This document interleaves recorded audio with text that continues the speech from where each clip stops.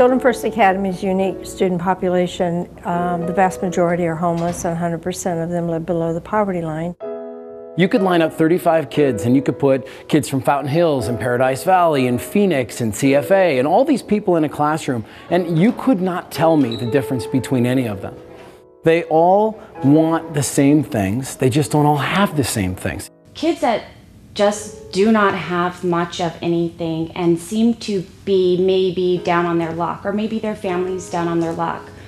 But when I met them and was able to spend time with them, I think really they were doing me the service.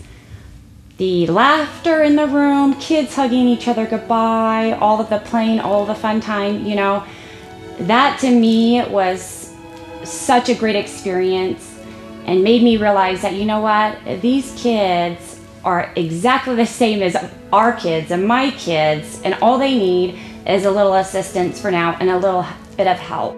We've got to do our part to make sure that children have the most opportunity for success, and it's my opinion that CFA does just that.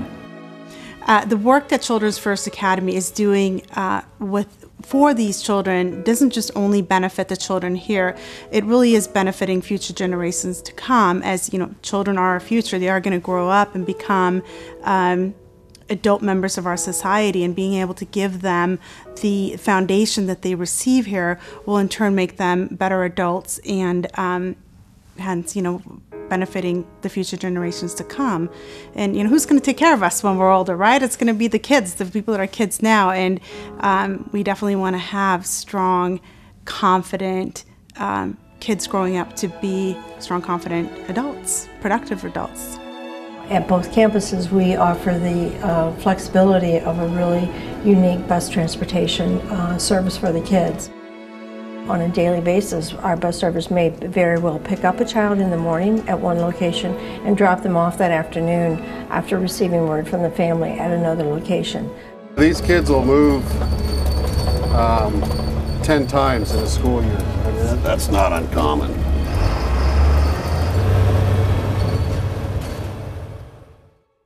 One thing I especially love about Children First Academy is that they offer a safe and fun environment where these children during those school hours can get away from the sometimes really harsh realities of life. Having a stable school that they can go to, surrounded by kids who understand the situation that they're in and are in similar situations, is just so important. I teach kindergarten, so having them come in without preschool knowledge or a lot of support at home, it's great to have them come in at a very low level and see most of my students reading by the end of the school year. One of the most difficult things that I've encountered at my school and in my classroom specifically is a student who came to school and he had dirt all over his face and his hands, and his siblings as well were they needed a shower. And so we were able to give them clean clothes and have them shower each day before school, and they looked forward to it. My student specifically was singing in the shower when he got to take one. He was so excited that he was clean and ready to learn after that every morning. This is our food and clothing room, and what we have is we try to create opportunities where our families and all the siblings can come in and get clothing. What we try to do is every Friday we send home a food box. It's all non-perishable. We pack them up, we put them on the bus with the bus driver, they go right behind the bus, and then when the children get off of the bus, they take their packers and they go home.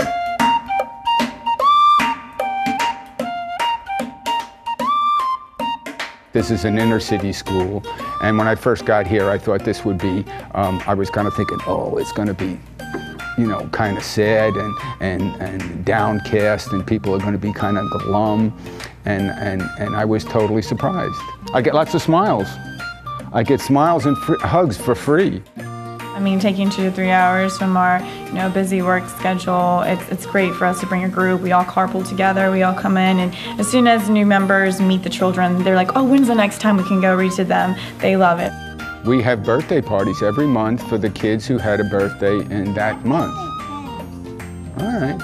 And And we do it once a month, and I do the birthday parties with some other group of people that do the birthday parties. We have a magician, we have clowns, we have face painters. They make pretty stuff, and every day they bug me, when is the birthday party? Or when is your birthday? Some of them don't know when their birthday is, so we have a little problem.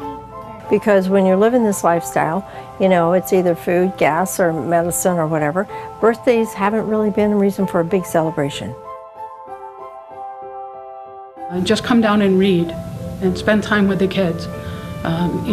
It's that feeling that you get that you don't get from anything else. Well, I had a little girl one time in my, on my route. I called her Smiley Face. She was a little Hispanic girl. And she never said a word. Never said a word, but every morning she'd get on the bus and she'd walk right up to me and give me a big old smile right in my face. So I started calling her Smiley Face. And I was having some issues in my life that were causing me some stress. And one day she gets on the bus and she stops and she looks at me and she comes up and she just gives me a big hug. And afterwards, I was like, wow, I needed that.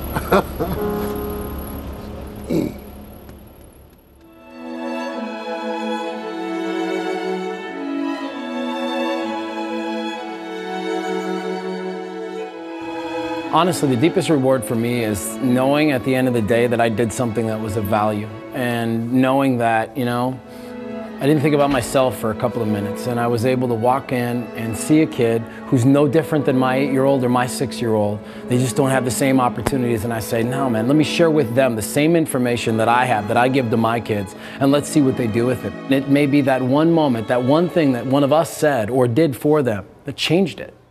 It's clear that every time we come down for an event, whether it's reading with the kids, they never want us to leave. They always pile more books on your lap to read. So it's clear, you get a clear message and direct feedback from the kids that you know you're making a difference.